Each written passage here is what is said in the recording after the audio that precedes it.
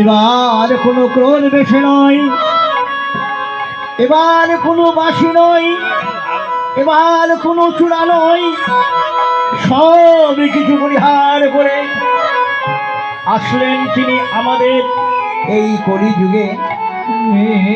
কেবলমাত্র গোলক থেকে এসেছেন চুরি করে, কাউকে বলে আসে নাই।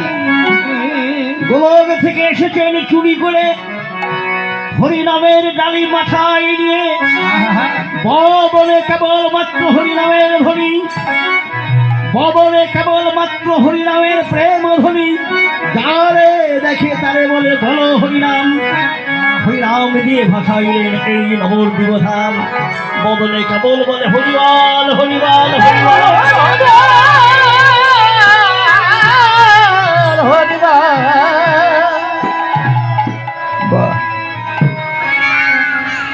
বাবা আমাদের জনম ধন্য, তাই তো আমরা ধন্য যুগে জন্মগ্রহণ করেছি। যদি আমরা ধন্য যুগে না আসলাম, এমন সাধু গুরু বৈষ্ণবের সঙ্গ কখনো হইত না। ধন্য যুগে জন্মগ্রহণ পেয়েছি বলে আজকে আপনাদের মতো সাধু গুরু বৈষ্ণবের সংগ্রহে আজকে ধন্য হয়েছি। আমাদের পূর্ব বাংলার বৈষ্ণব চূড়ামণি প্রেম ভক্তির মহাজন নরোত্তম দাস ঠাকুর মশাই বললেন, হরিবল কলিযুগ সর্বযুগ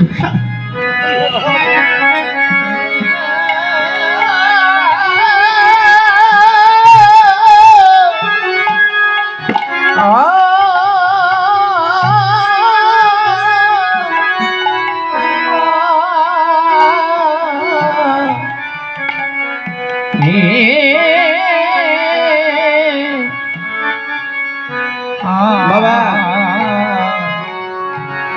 যতগুলো যুগ গত হয়ে গেছে তন্মধ্যে কলিকে সর্বশ্রেষ্ঠ বলে আখ্যায়িত করি। নরোত্তম দাস ঠাকুর মশাই যে প্রেম ভক্তির মহাজন মানুষটি আমাদের রাজশাহী জেলায় গোদাগাড়ি থানাধীন খেতরি ধামে যিনি আবির্ভূত হলেন। হরিবল হরিবল। তিনি বললেন, প্রণময়ী কলিযুগ সর্বযুগ সার। হে কলিযুগ, তোমাকে জানাই শত নমস্কার। তুমি সকল যুগের শ্রেষ্ঠ। বাবা আমরা ধন্য যুগে জন্মগ্রহণ করেছি। এই ধন্য যুগে ধন্য মানুষ এসেছেন। কোন মানুষ? এবার কোন অবতার নন। কলিযুগে যিনি এসেছেন তিনি অবতার নন, তিনি সরাসরি গোলক থেকে নেমে এসেছেন। তিনি হচ্ছেন অবতরী। তিনি অবতরী। আজ দেখুন, নাম প্রেম দিয়ে শুধু মানুষ নয়,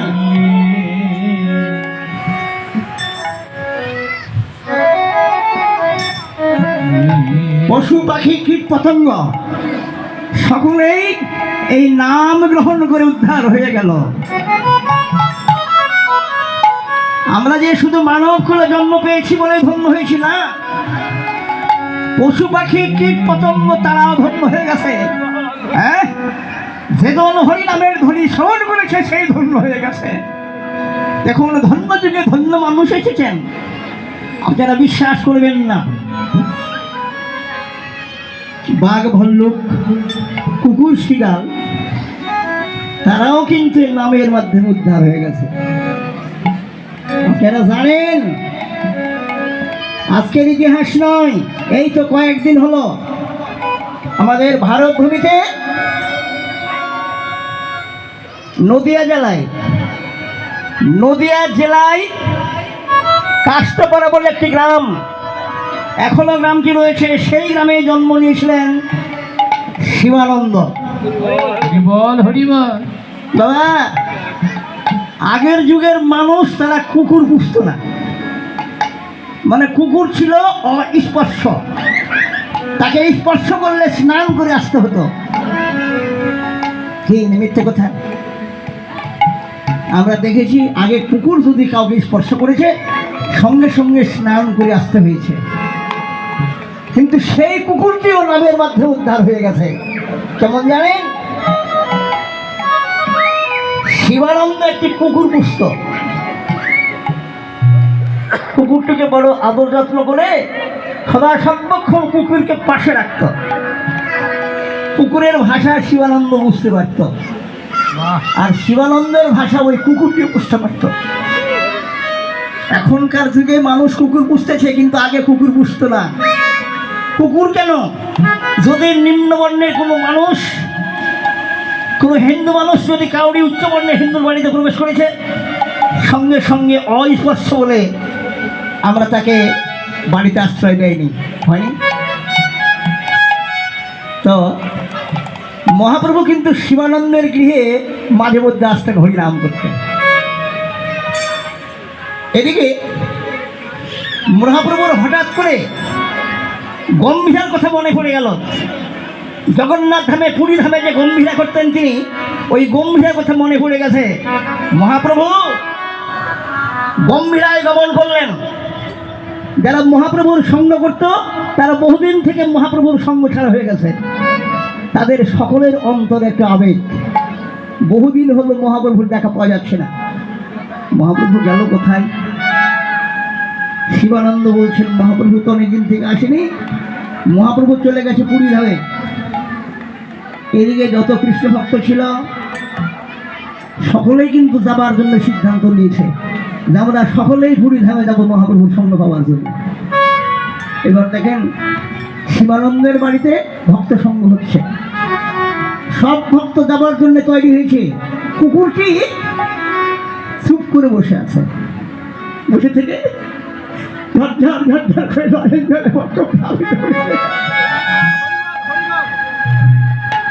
শিবানন্দ বলছে, কে রে,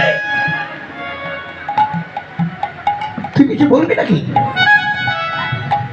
তুই কিছু বলবি? কাঁদছিস কেন?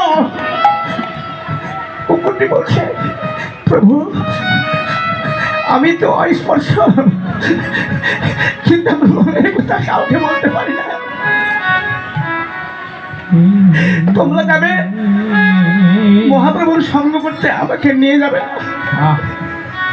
আমার বহু জন্মের অভিলাষ, আমি মহাপ্রভুর সঙ্গ করবার জন্য যাব।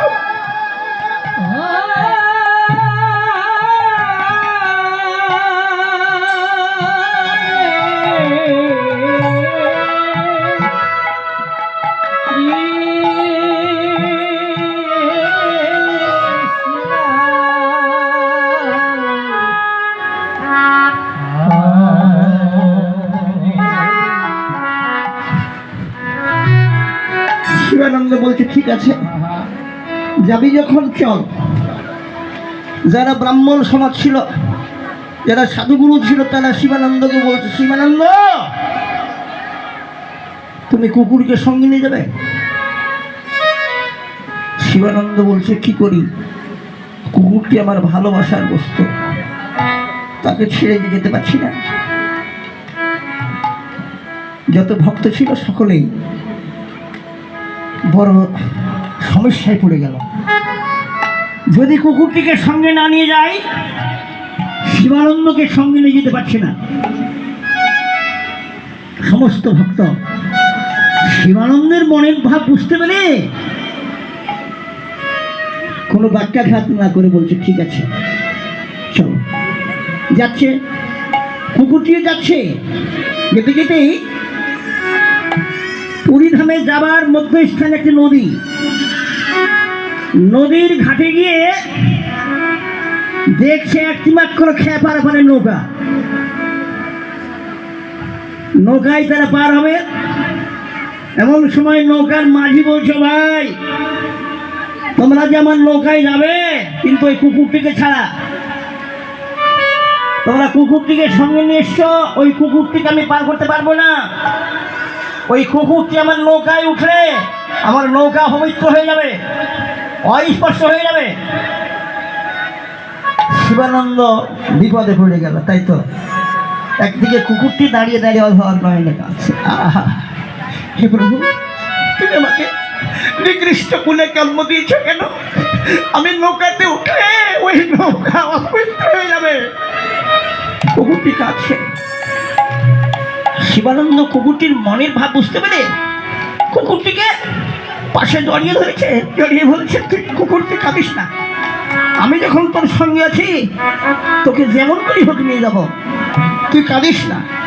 নৌকার মাঝি বলছে, ওগো ভক্তগণ, যদি কুকুরটিকে পার করতে হয় তাহলে আমার আইন আছে কিছু। কি? যত ব্রাহ্মণ এবং বৈষ্ণব ভক্ত রয়েছে সবাইকে এক খেয়াতে পার করবো, একবারে পার করে দেবো। আর ওই কুকুরের সঙ্গে যে থাকবে তাকে কিন্তু এক খেয়া পারাপারের যা ভাড়া সম্পূর্ণ ভাড়া দিতে হবে। কে যাবে? শিবানন্দ বলছে, আমি যাব। ঠিক আছে, কুকুরটিকে নিয়ে পার হতে হলে আমার ভাড়া যা তাই দিতে হবে। 10 জনের ভাড়া যেটি, সেই ভাড়া এই কুকুরকে যে পার করবে তাকে দিতে হবে, তাই দেব। আর একটি কথা, আমার নৌকায় পার হয়ে ওই পারে যখন যাব আমার নৌকাটি পরিষ্কার করে দিতে হবে, নৌকাকে জল দিয়ে ধৌত করে দিতে হবে। শিবানন্দ বলতে ঠিক আছে, তাই হবে। সমস্ত ভক্ত নৌকায় উঠে পার হয়ে গেল। এবার কুকুরটিকে পাশে নিয়ে শিবানন্দ কুকুরকে স্পর্শ করে নৌকায় উঠেছে, উঠে পার হয়ে গেছে। পার হয়ে যাবার পরে কুকুরটিকে নদীর তীরে রেখে শিবানন্দ নৌকাটি ধৌত করে দিচ্ছে।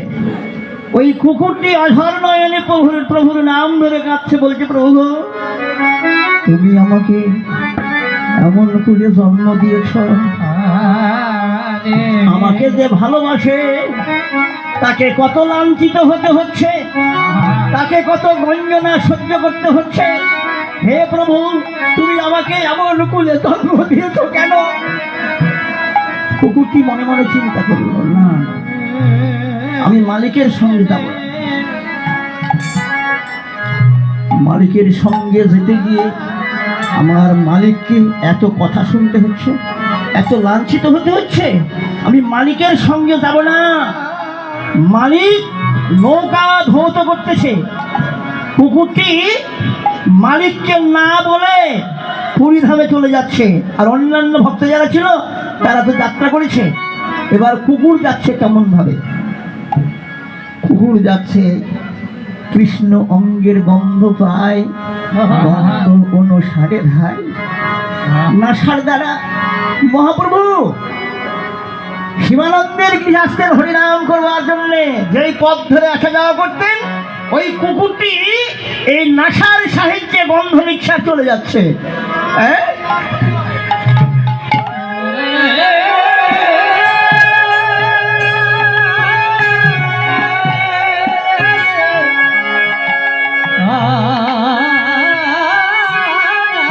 যেতে যেতে পুরীর ধামে প্রবেশ করেছে। এদিকে শিবানন্দ পিছনে পিছনে ধাওয়া করে আসতেছে। কুকুরটি যখন পুরী ধামে প্রবেশ করেছে, অন্যান্য ব্রাহ্মভক্ত যারা ছিল তারা দেখছেন কুকুরটি চট করে প্রবেশ করলেন করে মহাপ্রভু যেই গম্ভীরায় মগ্ন হয়েছিলেন, মহাপ্রভু খেয়াল করেননি। কুকুরটি মহাপ্রভুর মন্দিরে প্রবেশ করে একবারে ভিতরে ঢুকে গেছে। যত ভক্ত ছিল তারা বলছে, কুকুর গেল, কুকুর গেল, কুকুর গেল, কুকুর গেল, কুকুর ঢুকে গেল। সবে ধাওয়া করতে এসেছে। কুকুরটির মন্দিরে প্রবেশ করে ওই কুকুরটি মহাপ্রভুর 2 চরণ বক্ষে ধরে ধরেছে।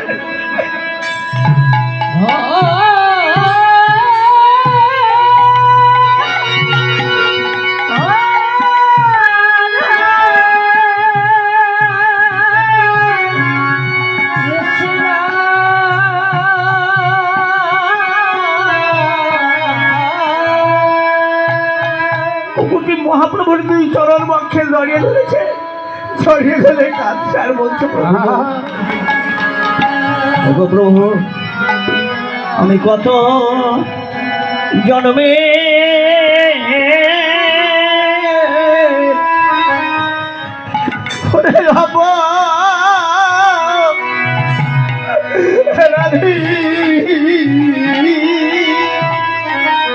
আমি কত জানবে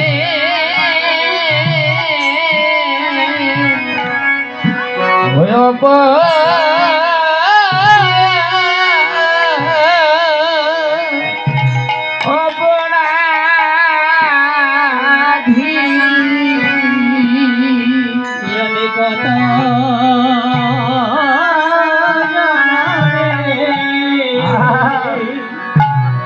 জনমে আমার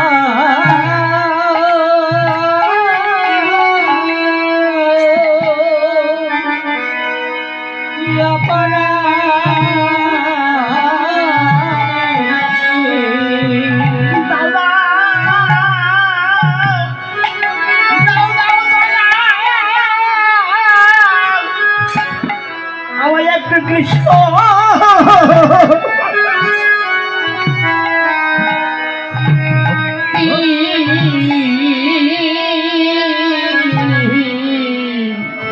আমি কত জানি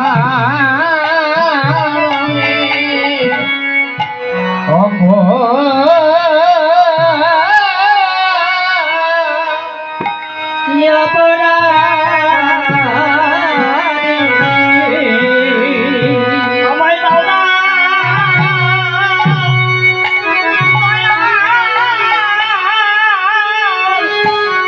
তোমার কারণে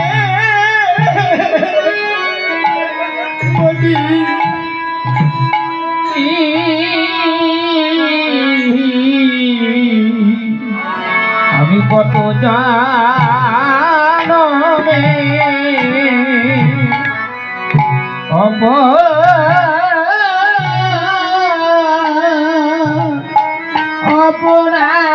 অপরাধী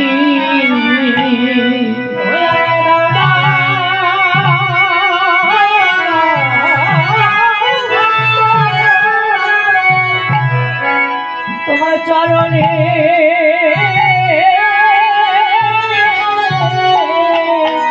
মতি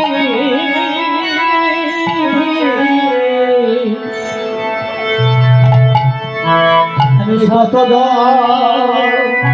জনমে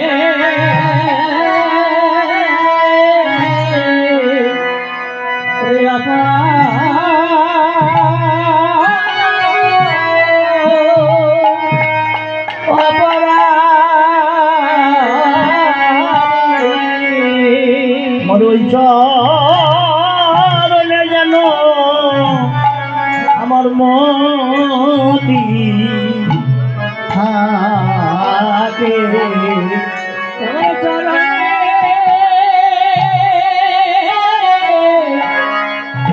যা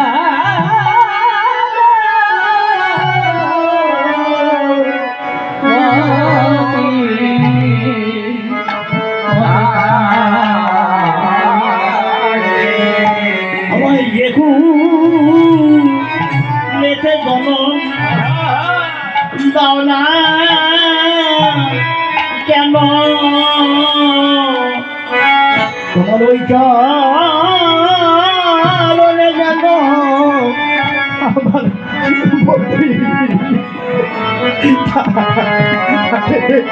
আমায় দেখো লেতে জনম দাও না কেন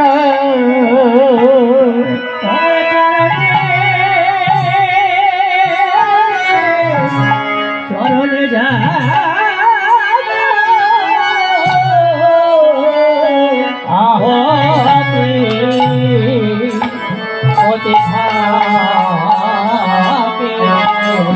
আমায় দেখু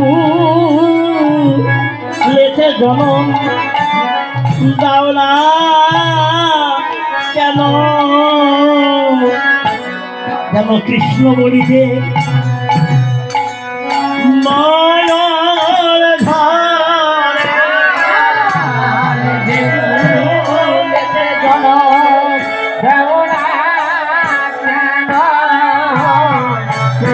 বলিতে দেখে জনম না কেন কৃষ্ণ বলিলে নয়ন ধারে কুলেতে জনম দাও না কেন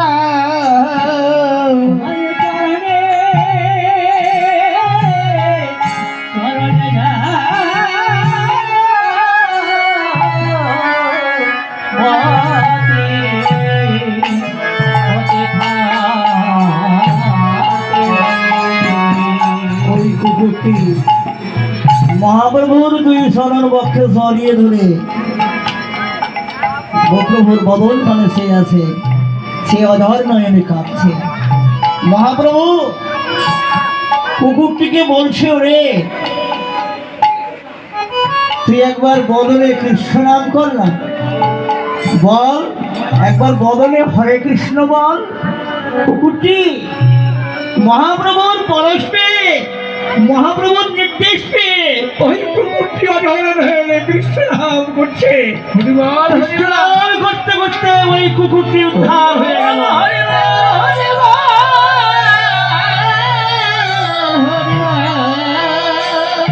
প্রভু আমার অজা চোখে যেতে যেতে হরিনাম দিচ্ছেন।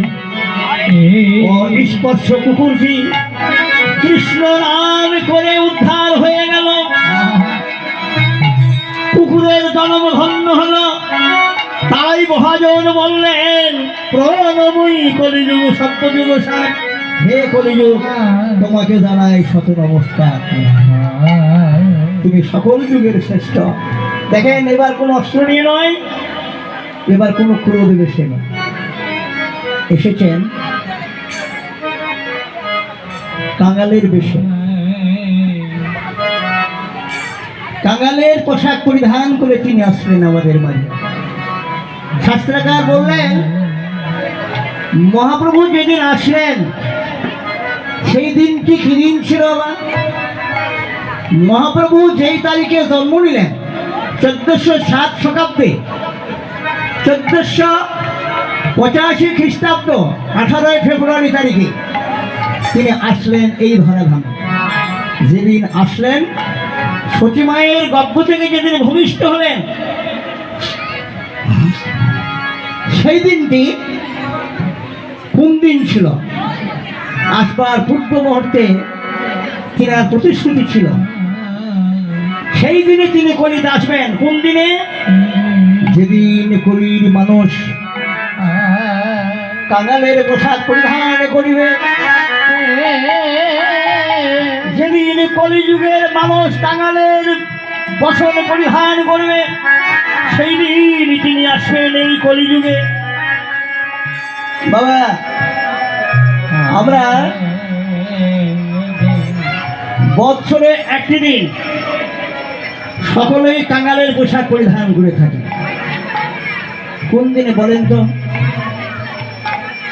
ছোট, আমরা বৎসরে একটি দিন সকলেই কাঙালের পোশাক পরিধান করে থাকি। কোন দিনে? সেদিন থাকে না বিদ্বানের বিদ্যার অহংকার, সেই দিন থাকে না ধনীর ধনের অহংকার। কোন দিন আমরা কাঙালের পোশাক পরিধান করি বাবা?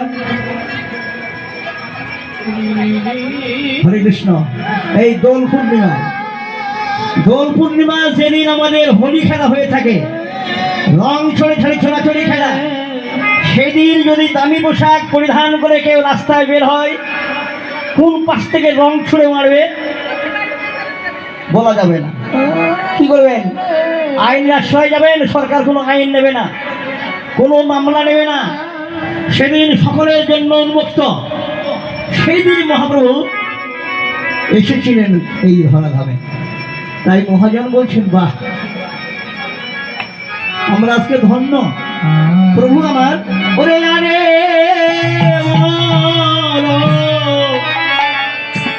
ইয়ারে মদ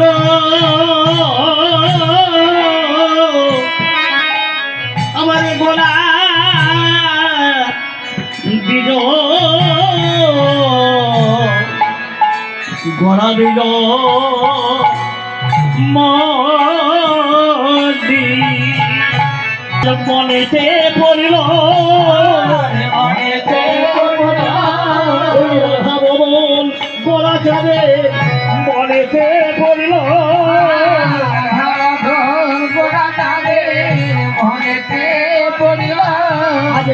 লাগিয়া কলিতে এলো মনেতে পড়িল জানাইয়া করতে এলো মনেতে পড়িল আর যার লাগিয়া কলিতে এলো পবন ভরে হরিবল বলে ও হে ও হে ও হে ও হে ও হে মনেতে পড়িল মহাজন বললেন তিন বাঞ্ছা করিয়া মনে উদয় গোকুল নগরে তিন